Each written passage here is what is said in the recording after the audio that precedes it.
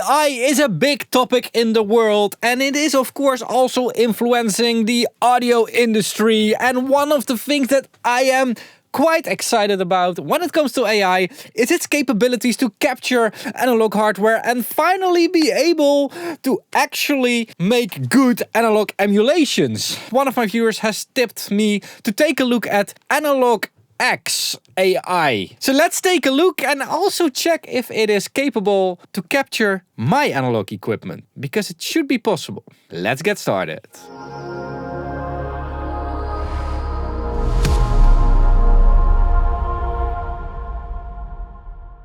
Alright, AnalogX Genesis 30-day free trial version 0.9.9. I don't know how quickly they are developing this.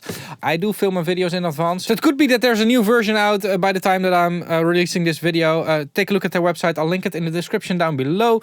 But what this thing is it is revolutionizing your studio. Your studio, not my studio, your studio. The future of analog emulation starts here. Is this written by AI, maybe? Imagine having the essence of the world's most iconic studio hardware, preamps, consoles, compressors, tape machines at your fingertips. I already have. Perfectly recreated for your digital workflow. And now that's great, because then I can sell my studio, buy some good in-ears, and do everything from my laptop. Alright, so I'm running the demo here. It's a 30-day free trial. I'm not in contact with people from AnalogX, and I'm just doing this because one of the viewers sent me this message, and because I'm very excited about these type of things, because it's it's a bit different than the usual analog emulation plugin. So if we look at this plugin, we do get an analog interface, even though it's not the analog device that we are actually using. We're gonna input-output gain, some controls, some filtering and stuff. Really cool. Some racking damage. So maybe this is because this is a trial, like this moves on from one person to another and then, it gets damaged a little bit. But if you buy it, I better hope that it at least doesn't have the racking damage, or maybe is screwed into the rack. Like, I can imagine that you're not racking it if you're trying it out. But, if it's yours, maybe you should just screw it in the rack. Maybe. Maybe not. I don't know. Where were we? TX 4 track 1, 15 inches per second. Let's just listen to this. So it's not driving, but it is driving. We're getting drive already.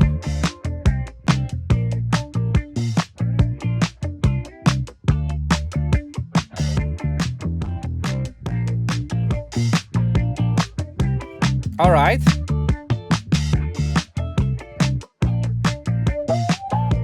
Okay. So this is a tape simulation, and tape simulations are something very, very close to my heart. I need more rack space for other equipment, and the tape machine is really taking up a lot of space. So it's one of the things that would be great to be able to simulate. And yes, if we listen to this, we get some warmth and stuff and everything. However, it's also lacking quite a lot, because a tape does more than saturate and compress. We get flutter, we get whoa, we get a crosstalk on the different channels and everything, and that's just not what's happening here. So it's a very perfected simulation of a tape machine, while a tape machine is not perfect. And that makes it boring. That takes the soul out of that tape machine. Now there's also a distressor in here. Interestingly, these are just like profiles. I think that the original technology comes from amplifier profiling. With profiling, it's just a fixed setting that you're working on. So it's a 6:1 ratio, 9 attack, release 1, high pass filter, no distortion.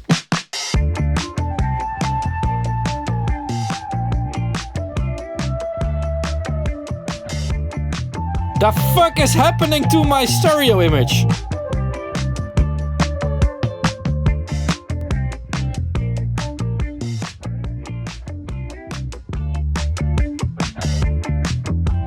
Anyway, this is not the part that I'm really interesting, but I want to simulate my analog equipment here. So what I did is I created an interesting preset here on my analog gear. I've chained up the Expressor Neo from Illusia with the self-built VCA SSL-like compressor. And I want to capture that. Now, I could also capture an EQ or something, but EQs are actually pretty simple to make in analog emulations, and compression is where things get difficult. So I want to capture this. Let's quickly listen to the preset that I created.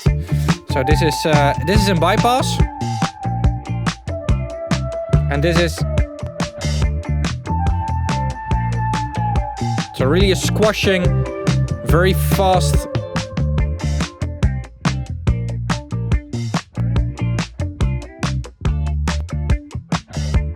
So yeah, that's the setting that I want to capture. And the way that this works is you press this photo icon, and then you get to tone zone 3000, because 2000 is not enough, where you can download the sweep signal, which you have to run through your gear. And then you have to upload the results to them. All right, let's capture the equipment. I don't know, this is not a sweep. All right, let's take that file and drag and drop it to upload. Name, Lucia. Description, test. Advanced. Oh, let's use the default here because I can only fuck it up. Oh, send level, plus 24. Return level, plus 24. It's good that they're asking that. Yeah, okay. Create tone, queued for GPU machine. Okay. Does it have like an estimated time or something? Pre-processing data. Okay.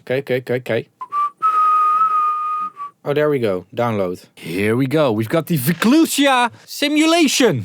All right, let's just compare.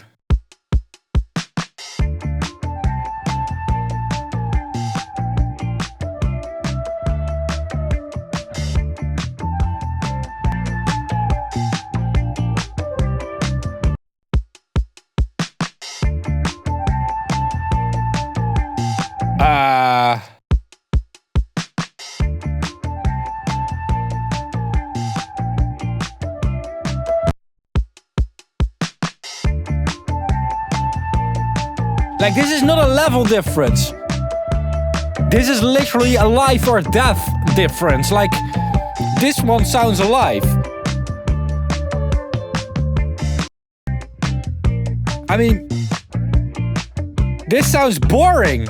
Let's drive this.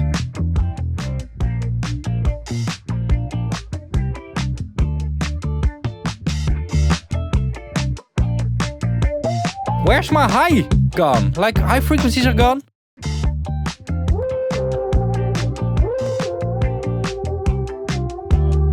It's just not the analog. It's not even close. What's this?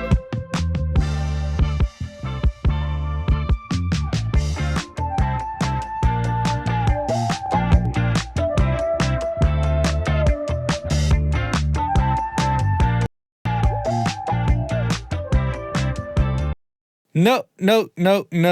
I have to break in here. I don't think it was fair enough yet. That was the only test I did in the original edit. And one of the errors that I think I made was chaining up two compressors together. And I did that to add some complexity and also to make it easier to hear the compression. More compression is easier to hear. However, I also want to give it a chance with just one compressor. So I did another run, another test with just the VCA compressor, just this one, not with the expressor. It's also patched out. I don't know where the patch cords are, but literally just the VCA compressor. And now the difference is a lot smaller. Listen to this.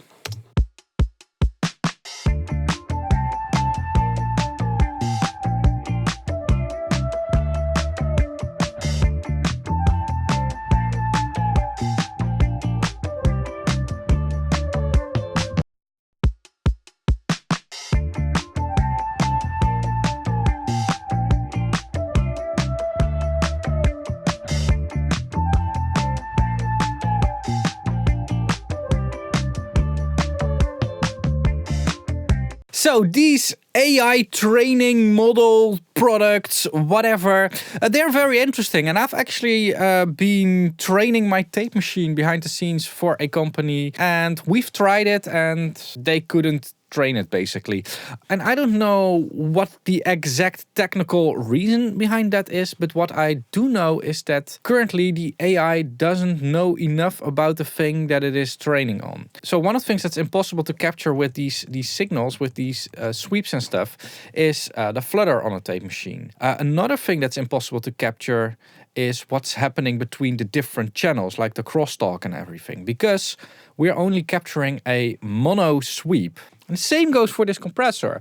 I did run the sweep through both channels on the compressor so that it did its stereo thing. But the AI can't possibly know how it exactly works in stereo, because it didn't measure with different signals on the left and the right channel.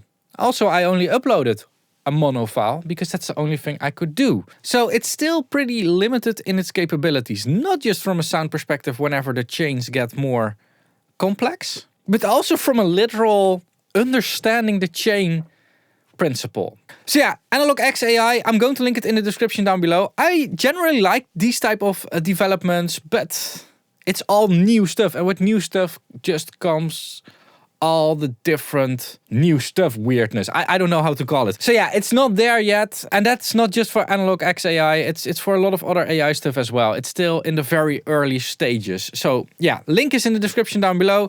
Again, not sponsored or whatever. And if you do appreciate my independence, make sure to use my affiliate links. I'll link Thomann, Sweetwater and Plugin Boutique over here. Whenever you're going to buy something in one of those shops, a little bit of gear or some plugins or whatever, make sure to do that through my link.